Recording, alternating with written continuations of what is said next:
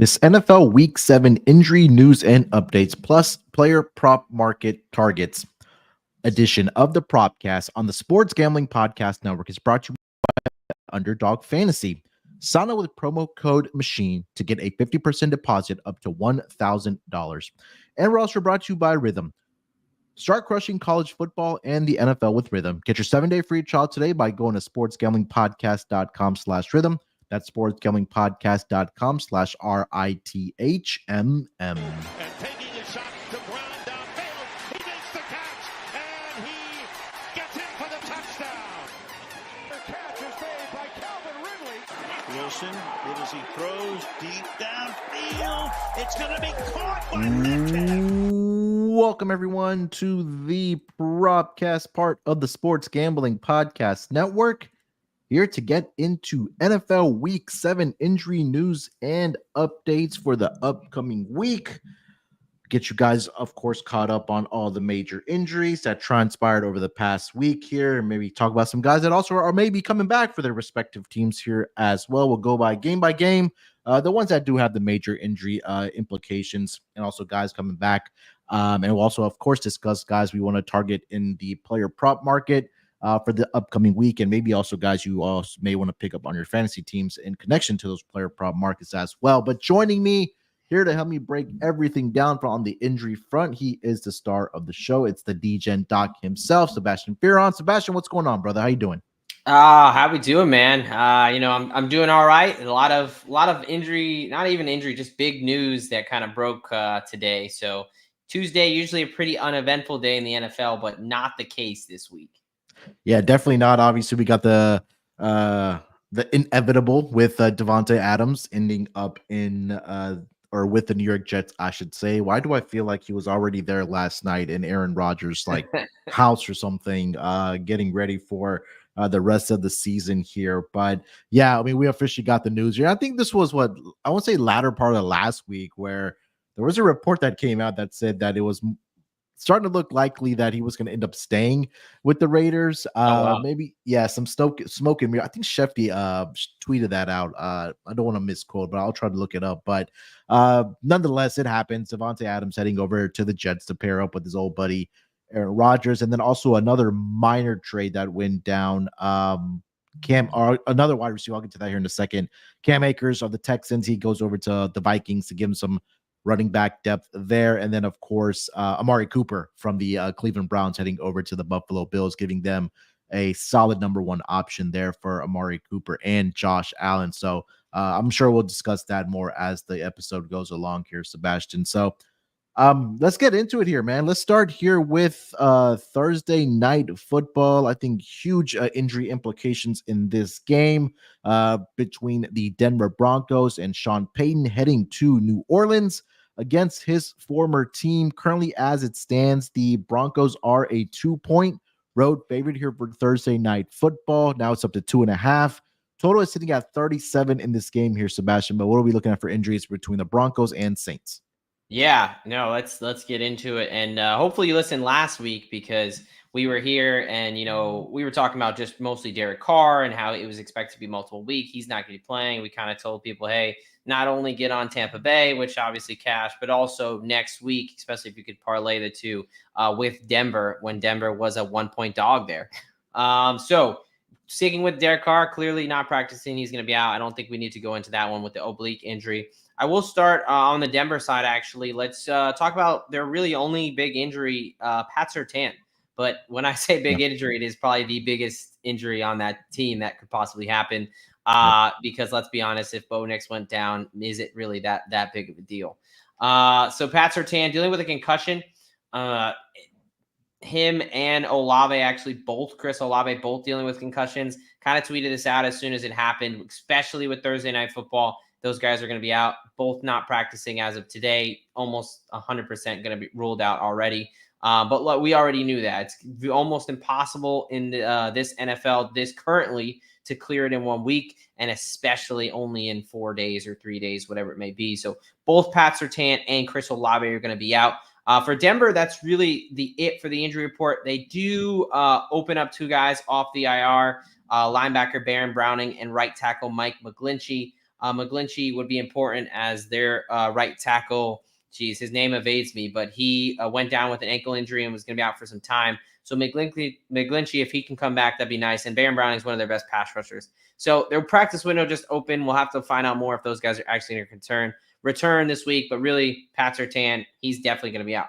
Talked about Chris Olave on the other side, concussions, right? Those mild traumatic brain injuries, how the NFL is currently dealing with them right now. Nobody really is coming back in that week time. So these guys are out. Also, the kind of surprise, Rashid Shaheed, the other kind of wide receiver too, he stepped up this year. He's also not practicing with the knee injury he picked up late in the game last week. Definitely that's the one that's a little bit more surprising, where it's realistically going to look like Spencer Rattler is going to be throwing to the likes of, Bub Means, Juwan Johnson, Foster Moreau types things. Taysom Hill did practice in a limited fashion with the rib injury. So, maybe we see Dennis Allen pay tribute to Sean Payton and just roll Taysom Hill out there and just run the ball 40 times. Who knows? But Hill is really the only guy that really has a chance out of the big players that are going to be out there. So no Olave, no Shaheed, likely no Shaheed, I should say. He's just because the nature of his injury is a little bit less known, and then definitely no Derek Carr. But we'll see about Taysom Hill. Yeah, I think the one name we want to look out for that may end up playing this game is Taysom Hill. I think you and I have discussed this at a very high level over the last several weeks here, that on the short weeks for concussions, I think it's like 99% those players aren't going to end up playing if they have a Thursday night game, because like you mentioned, how the NFL is handling those injuries or concussions, as I say, in particular for this season thus far. Yeah, I think the pivot then, at least for a player perspective, you mentioned the guys there, some of the wide receivers for the New Orleans Saints. I think Alvin Kamara's number is already high it was at 110.5 for both rushing and receiving for him in this game. So maybe if you want to pivot to the guys, the Foster Moreaus of the world, the Juwan Johnsons of the world, I think that even if Taysom Hill does end up playing in some form or fashion, I probably want to do on his or be on his player props for this game between the Broncos and the Saints. All right, let's move it along here, Sebastian. We'll go over to across the pond to kick it off on Sunday morning, 9:30 Eastern start time. The New England Patriots, they are in Jacksonville to take on the Jaguars. Jaguars already been there. They played there last week against the Chicago Bears, who absolutely just slapped them in the face. It's going to be a big game. We'll find out if Doug P, or if the Jaguars lose this game, Doug P might have to find his own flight back to the States here. But right now, the Jaguars are a 5.5 point favorite in this game here with a total of 42.5. Sebastian, what are we looking at for Patriots and Jags? Yeah, absolutely an ugly game on paper, but honestly might be one of my favorite games in the prop market here. Okay. So really one injury I want to talk about, Jacksonville Jaguars running back Travis Etienne out, like I'm going to call him out with a hamstring injury. He picked up a hamstring injury, obviously sat out that game. Hamstring injuries are brutal to deal with in season. Yep. Again, I've talked about this many times, but you feel better before that tissue is actually healed. So in order to prevent that re-injury, they typically limit guys to out at least 1 week, if not 2. They call them week to week. Anytime someone's week to week, that tells me that they are very, I would say, doubtful to play that week. Day to day, we have a different conversation. But when they already say week to week and we're dealing with the hamstring, I'm expecting him out 2 to 4 weeks there. Yeah. So really what this does is it opens up Tank Bigsby and also Dearness Johnson. So, Tank Bigsby is a guy who I've been on in the past, was cashed a 2-touchdown bet for me 2 weeks ago. I do like Tank Bigsby on the ground. Dearness Johnson, they really like him in the passing game, and they will put him in there. So do not sleep on Dearness Johnson. Sometimes we forget about the other guy when Tank Bigsby to Travis Etienne, that's not rocket science. Most people can see that kind of, all right, you slot him in there. But I would encourage you, obviously these lines aren't out yet, but especially Dearness Johnson, some rushing or receiving props, I will be taking that. And on the other side, we saw Drake May come in and look fairly competent, which I think helps out guys like Demario Douglas. Douglas, a guy who's had high expectations coming into the season, but he just had very incompetent quarterback play. And with May last week, he was able to find him for a touchdown there. I know he had a nice little day in fantasy. So I actually think that there's going to be some points and some yards in this game. Obviously, I like the yards more than the touchdowns because both these teams can fuck up a wet dream. So, finding the end zone may be a little bit difficult to guarantee, but I do think that this is going to be a fun game for some props there. Yeah, I mean, I was on Drake May's over on his rushing yards last week against my Texans. He got there on the to the window, I should say, for that. And I think the Jaguars have also struggled against running backs, and particularly through the air as well. Because I was on the DeAndre Swift one last week. He got over, and also did Roshan Johnson over on his receiving yards as well. So if you want to look at the Patriots backfield to possibly get over there, the running back to get over there. Receiving yards in this game against the Jaguars, I definitely think that's in the realm of possibility in this game across the pond here to kick off the games on Sunday. Let's go to the Houston Texans and the Green Bay Packers. These two teams will be matching up in Lambeau Field. Currently, the Packers are either a 2.5 to 3 point favorite, 2.5 juice, 3 about even money is the line right now. Total is sitting at 47.5 in this game here. Sebastian, what are we looking at for the Texans and the Packers? Yeah, I mean, you mentioned, no more Cam Akers in Houston there. So with Joe Mixon coming back and maybe not 100%, but still pretty damn productive, they feel pretty good about them. And Damian Pierce even got himself a long touchdown. Yeah. For Houston side of the ball, left tackle Lermy Tunsil went out with a ankle injury. This is one to watch. Not a lot of news here. With the ankles, depending on if it's high or low ankle, that's going to kind of tell you. If it's low ankle, he's got a decent chance to play this week. If it's high ankle, it's going to be unlikely. So that's what I'm watching out for. And then Houston Texans linebacker Aziz Al-Shair, he was ruled out with an injury during that game with a knee injury. So both some key guys. I think Tunsil a little bit more important to 100%. The team overall. But some guys we want to watch out for it. I haven't received a lot of, there hasn't been a lot of updates, at least from what I've seen. I don't know if you see anything different, but you're a little more plugged into the team there. But two guys that I'm really watching for closely on the injury reports. And then Green Bay wide receiver Dontavian Wicks. He was ruled out with a shoulder injury. Initially feared to be pretty bad, but now they came back, said week to week. Again, week to week tells me probably doubtful for this week. But as far as long term, that could be good. Now, obviously, they've got Watson, they've got Doubs, they've got Reed. They've kind of got a little bit of a carousel of wide receivers, so they should be okay there. But Wicks unlikely to play there. The big thing is, what are we going to get Tunsil or Al-Shair out there on the field? Yeah, I think we'll keep an eye on that for sure. It's so very early in the week here for those two guys here. But like Sebastian, you mentioned, for Tunsil, if it is a high ankle sprain, I wouldn't definitely not expect him to be out there. And it's just unfortunate because there's been more games over the past several seasons for this Texans team that they haven't really had that continuity on the offensive line, and it's just been unfortunate. I know also CJ Stroud has also been taking some hits over the past couple of weeks there as well. So to possibly lose, I should say, your best offensive lineman there would not be great. Obviously, going up against this Packers team for this week here. All right, let's move it along here. Let's get over to the AFC North battle here between two division teams. That is going to be the Cincinnati Bengals and the Cleveland Browns. Currently, the Bengals are a 6.5 point favorite in this game with a total of 42 here. Sebastian, what are we looking at for Bengals and Browns? Yeah, as of right now, not a ton. Really just one I want to talk about. Jerome Ford, running back, currently that RB1 there. He's dealing with a hamstring injury, called week to week, expected out for 2 to plus weeks. Again, that 2 to 4 week range. Sometimes you see the guys end up on the IR so they can solely focus on the rehab. Tough for a running back. But what I do want to mention here is Nick Chubb. They opened up his practice window 2 weeks ago. So That tells me this week I am fully expecting Nick Chubb to be active because, one, he has to, unless he will be out the rest of the season. So am I expecting Nick Chubb to be 100% or anywhere close this week? No, but I do think he will be active. I think it'll be a little bit of smoke and mirrors. I don't know how much he'll even play, but what this does, I think, is create some opportunity for Pierre Strong and Deonta Foreman, especially Pierre Strong. Last week, looking at the numbers, they've kind of been going back and forth, him and Foreman. He looks like he's holding a little bit more on his own as far as, a little bit more productive at the back, both in the receiving and the running game there. So Pierre Strong is definitely going to be a guy that I'm looking to get in to sneak in, whether it's anytime touchdowns or the yards again for them. Obviously, you don't want to go crazy with any Deshaun Watson-led offense, but if the Cincinnati Bengals, although they did a decent job against my Giants on Monday night, that defense is still it's still not good. So I think that even a bad Browns team can move the ball in some ways like they did against the Eagles last week.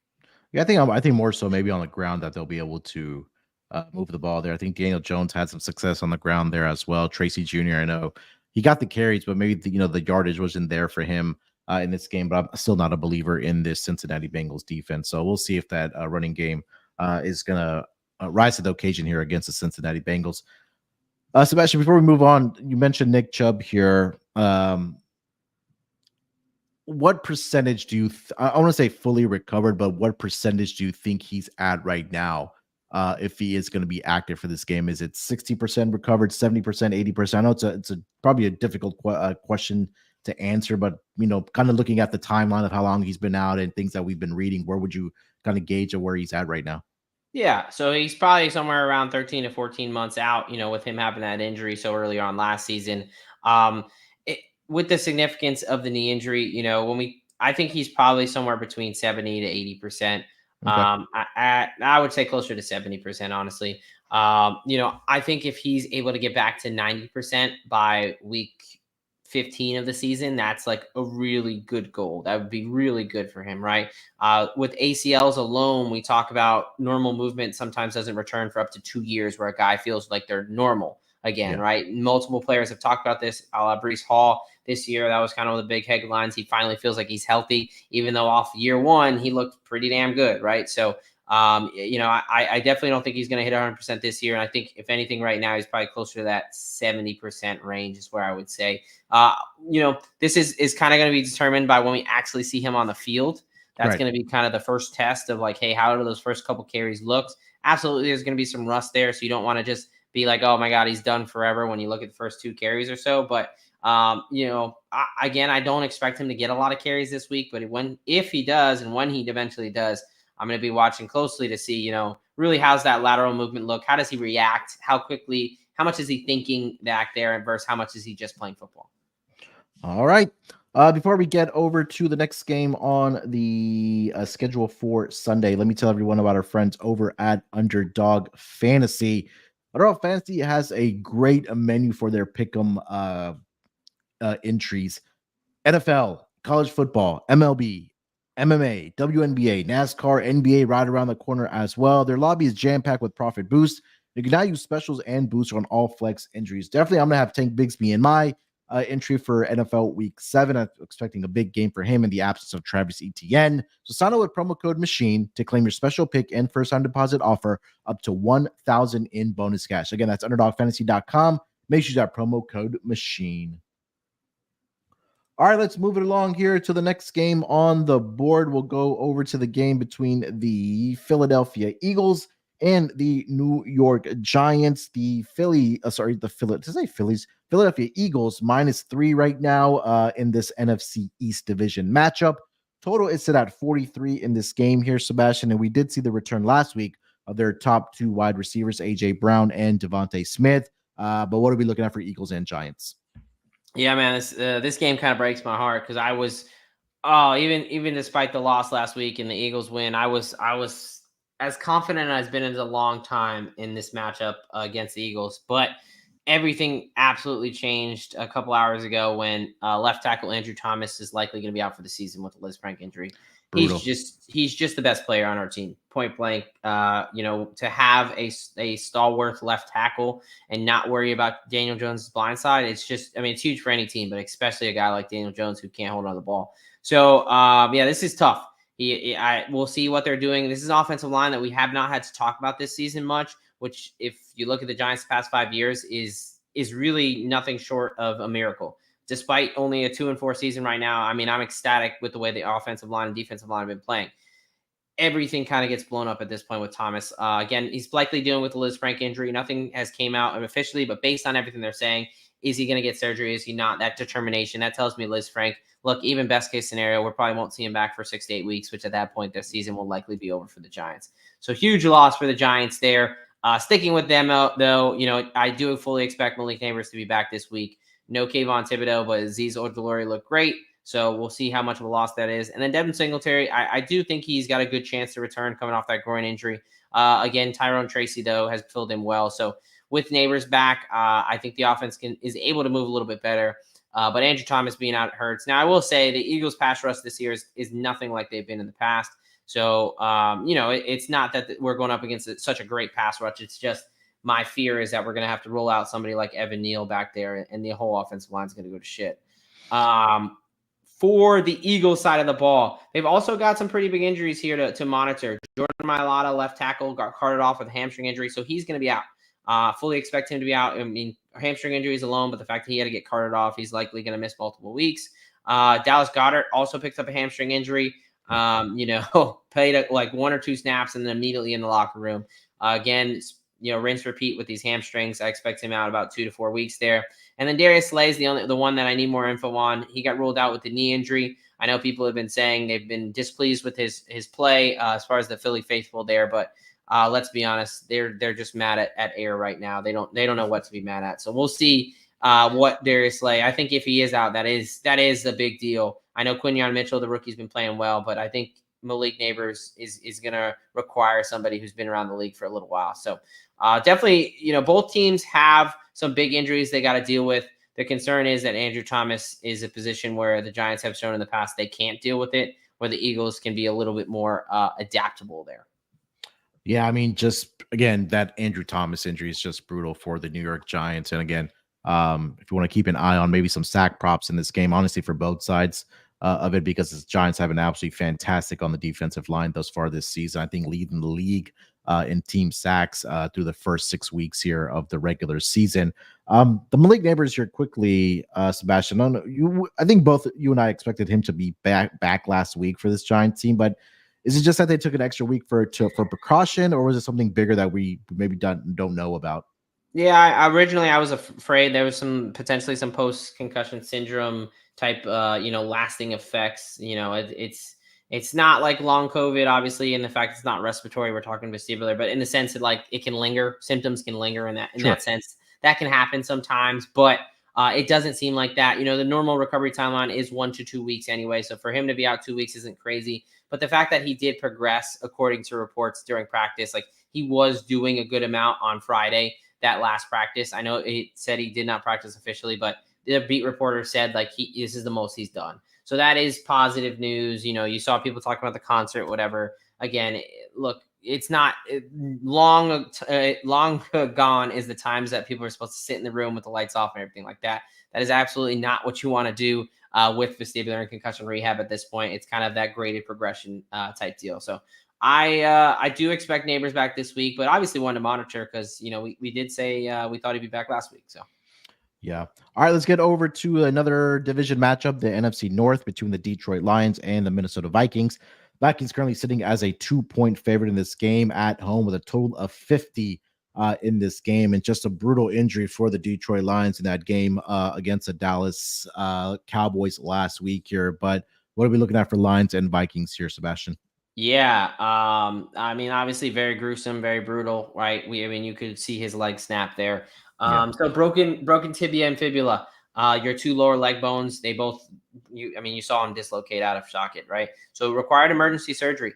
If you really want an in-depth answer on this, I encourage you to check out the Gijon Docs episode. Derek actually went really pretty in-depth on this, talking about why we want to have an emergency procedure. We're worried about the vascular structures, your veins, your arteries, your nerves in there, making sure we essentially save the leg. That's why emergency surgery was needed. But the fact that, it was originally reported as a compound fracture, which means that it's essentially just complex, right? It's not as cut and dry. It was false reported. That is not what has happened. It was more of just a pretty clean break there. So about a 4 to 6 month recovery process. It's a better prognosis than something like an ACL or something like an Achilles or anything like that with the bones. So really just need time for those bones to heal. It will be 4 to 6 months. So Lions fans, do not expect him back, even if you do make the Super Bowl there. Just not worth the risk there. They also had defensive tackle Kyle Pico, obviously a way less known guy, but he's on the IR, out for the season with the pec tear. All that to say, I think the Lions need to be and probably are in the market for a defensive lineman.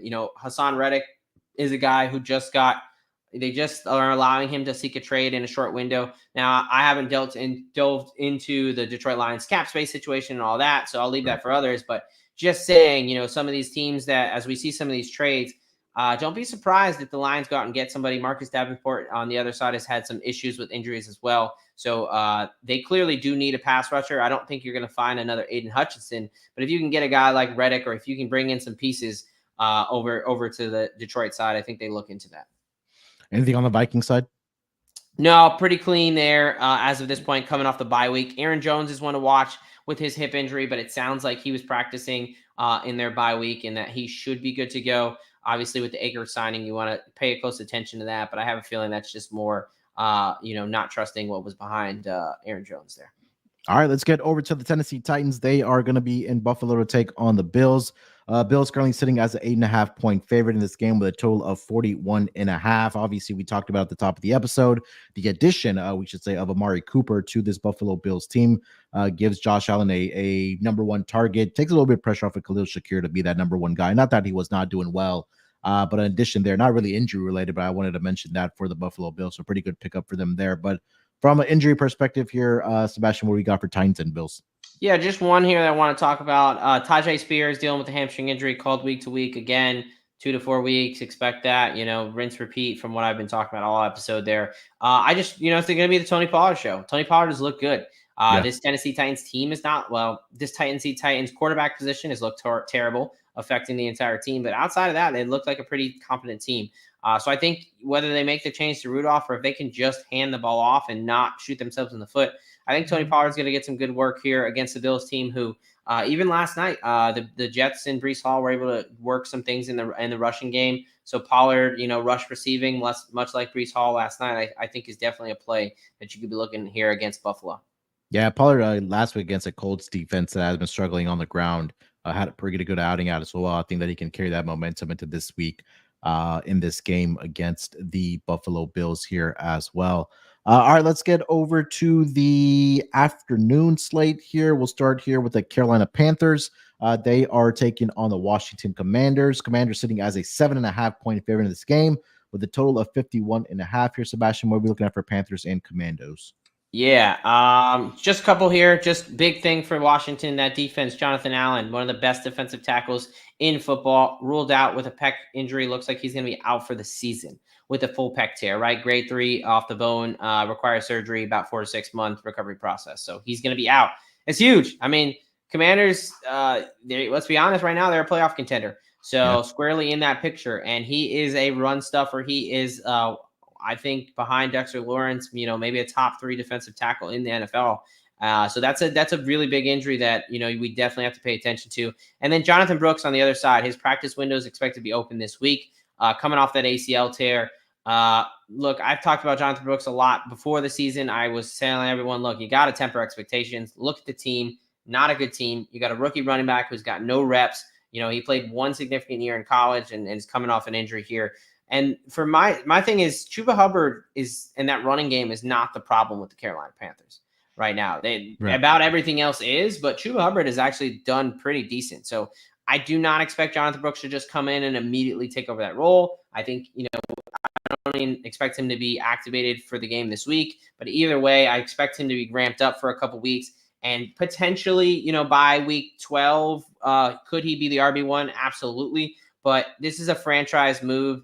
This season is very much lost for the Carolina Panthers. There's no reason to try to rush him back and give him, 20 carries or anything like that. So I would still temper expectations for Jonathan Brooks. Yeah, I feel like this could be another big week here for Chuba Hubbard against his Commanders rush defense or lack thereof. The opposing teams averaging about close to 23 carries against them, close to 120 yards per game, 5.3 yards per carry are opposing running backs averaging against the Washington Commanders. So definitely I would look at Chuba Hubbard this week for the Panthers. All right, let's move it along here. Let's get over to the West Coast. We'll go over to the the Las Vegas Raiders. They are in LA to take on the Rams here. Rams currently sitting as a 6.5-point favorite in this game with a total of 43 and possibly someone returning for the LA Rams in this game here, Sebastian. Yeah, let's talk about him. Cooper Kupp coming off that high ankle sprain. He practiced yesterday, apparently looked good. So as far as did a workout with the trainer, so he can practice this week, I should say. So yeah, he's his first week. He's eligible to come off the IR, coming off a bye week. I think there's a really good chance he returns and is pretty productive there. He got injured in week 2, so that puts him right about 5 weeks from a high ankle sprain. Typically that 4 to 6 week windows where we're talking about where we start to feel confident about him. He'll be a little bit rusty coming out this first week, but 80% Cooper Kupp is better than anything they have, and probably better than anything the Raiders can cover in their current state. The other big play guy there, Puka Nacua, he is not going to practice this week. So those PCL strains are a bit more difficult to come back from. I still think we're about 2 to 3 weeks out from seeing Puka Nacua back on the field. But Cooper Kupp, it does look like a pretty good chance he's going to be back this week. Obviously, one to watch for in the practice reports. And then it's going to be kind of like your risk tolerance on whether, you want to play him this week, whether you want to get back. We'll have to see in the prop market how low they put things. I do think he's going to be around 80%, but that depending on where the number, I'll see if I'm going to be on which side I'm going to be on there. All right. Before we get over to the next game on the schedule here for Sunday, let me tell everyone about our friends over at Rhythm. SGPN's proud partner, Rhythm, is the #1 AI-powered back sports betting platform that helps provide bettors of all levels the ability to build custom predictive betting models in seconds and get predictions for betting on money lines, spreads, totals, and props. Build your own model, copy one of the top-performing models from the leaderboard, or press Build a Model for me, and Rhythm gives you predictions for every game and player prop, and also has a myriad of stats, research, and trend analysis to give you even more betting insights. Claim your 7-day free trial today by going to sportsgamblingpodcast.com/rhythm. That's sportsgamblingpodcast.com/RITHMM. And we're also brought to you by BetUS. Bet with the best in the business, BetUS. BetUS has been around for more than 30 years. Easily deposit using cryptocurrency and get lightning fast payouts. US players are always welcome. Sign up and deposit $100 and have a chance to win a 1960 Ford Mustang. Use our link to sign up and get a 125% deposit bonus on your first 3 deposits. Just go to sportsgamblingpodcast.com/BetUS. That's sportsgamblingpodcast.com/BetUS, promo code SGPN, so they know that we sent you. BetUS, America's favorite sports book. All right, Sebastian, let's keep it rolling here. A couple games left for the schedule on week 7. Let's go over to the New York Jets. They are going to be in Pittsburgh on Sunday Night Football to take on the Steelers. Jets currently laying 1.5 points in this game with a total of 38. Maybe some quarterback questions for the Steelers here, but we're looking at for injuries in this game for the Jets and Steelers. Yeah, a little bit of injury, a little bit of headlines here. So like you're talking about, Russell Wilson's going to get the first team reps in practice. They have not said this. That means he's going to be a starter. It looks like they're going to evaluate. Clearly they named him the starter to start the season. So if he is QB1 there for Pittsburgh this week, I would not be too surprised there. Look, Justin Fields, he's done some good things, but he's obviously, that offense has a limit with him. Now, does Russell Wilson, I think in the passing game, absolutely, he does expand that. He's not going to be able to do the same thing with his legs. But this is going to be interesting to see how they play that. I'm pretty intrigued. And I don't really know which way they're going to go right now, especially this week. So definitely want to watch for of who's going to get the start and how that seems going to look. Whoever it's going to be, they're going to be getting snaps from not the center they've had all year in Zach Frazier, the really good-looking rookie out of West Virginia. He's dealing with an ankle injury. He's week to week. The good news here, they were feared it was going to be something potentially season-long, but no structural damage, so just called week to week. Again, with those week-to-week injuries, not expecting him to play this week. We'll see. Offensive linemen they're different breeds, so sometimes they play through some things. But not expecting him to be out there. That's really it for the Pittsburgh side. We'll see if they get Alex Highsmith back, outside linebacker there. He's coming off that groin injury. It looks like he's getting close to getting back there. We saw Jaylen Warren return last week. He's only getting to get healthier. We'll see if we get a Cordell Patterson there. And then for the Jets side, obviously Devontae Adams, his hamstring magically is healed, it seems. So I think we're good there. He's expected to play. And then Chuck Clark, safety for them, is on IR. He's going to miss at least 4 weeks. This kind of showed up if you were watching the game last night, when he went out, whether it was Ashton Davis or I think it was Jefferson or one of the guys back there. They had to plug some guys back in, and they were getting hit with a lot of DPI calls and getting beat kind of deep in that safety position. So one to watch for. Typically, their secondary is pretty good, but without one of their starting safeties, we'll see how they fill that void. All right, let's get over to Monday Night Football here. We got a doubleheader this week for Week 7. Let's start here with the early game on Monday night. The Baltimore Ravens, they are in Tampa to take on the Buccaneers. Currently, the Ravens are laying 3.5 points in this game with a total of 48.5 here. Sebastian, any significant injury news for Ravens and Bucks? Just the one right now.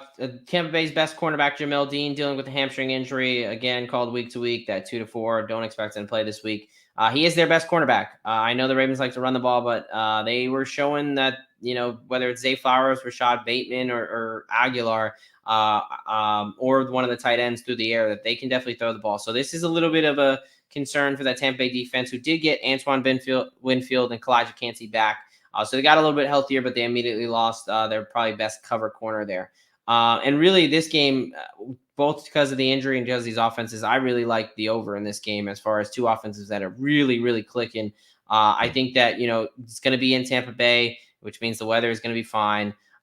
So I'm fully expecting that this game is going to be a bit of an offensive explosion because I have a feeling the next game might not be so much. Yeah, and that second game will be a 9 o'clock Eastern start time. It's going to be the LA Chargers. They are in Arizona to take on the Cardinals. Currently, as it stands, the Chargers are a 2.5-point favorite in this game with a total of 44 in this game here. Sebastian, let's wrap it up with the Chargers and Cardinals. Yeah, right now for the Chargers, other than, Jim Harbaugh, let's hope that he gets his heart arrhythmias in check there, and hopefully everything's good to go there. Chargers looking pretty clean bill of health right now. Gus Edwards obviously on the IR, which means it's going to be J.K. Dobbins and Kamani Vidal moving forward. J.K. looked pretty good last week there, and he's got a really good matchup here. He's got a matchup where leading tackler for the past several seasons, Kaiser White, left the game with a knee injury and was unable to return. Obviously, leading tackler for several years, that would be a huge loss for this Arizona defense that's already pretty bad. In addition, cornerback Sean Murphy Bunting, they brought him in to be the team's CB1. He's dealing with a neck injury. That is not what you want to hear for somebody. Neck injuries typically linger, whether it's a stinger that tells me there's some type of nerve issue going on, whether it's a nerve issue or a structural issue. Hopefully, in his case, it's just like a spasm muscular issue, but we'll see. That's one to watch, not only for this week, but the weeks moving forward. So with those, two major injuries on the defense, that's obviously a concern. And then on the offense, Marvin Harrison Jr., I know he's got the extra day, but with the concussion protocol we've seen, they're just not clearing guys in 1 week. So we'll see if he's got the extra day. It's not impossible, especially not looking back the past, even last season. It's not impossible, but based on what they've shown us right now, you really need to start planning that he's going to be out there. So three big names for the Cardinals that are potentially out. So obviously on the health side of the wall, advantage Chargers. Yeah, definitely, especially I think with the numbers sitting at 2.5 here, I think that with those injuries there, I think for the Cardinals are significant, like Sebastian mentioned there. Probably look at if Marvin Harrison's not able to go in this game, maybe a Michael Wilson, maybe, one of those wide receivers can step up in those spots there. And again, I think J.K. Dobbins, hopefully able to stay healthy throughout the season here for the Chargers. He looks like he's picking up, where he left off in his college days there. But he's been a really, really big bright spot for this Chargers backfield there now, especially even more now with the injury to Gus Edwards for the backfield there of the LA Chargers.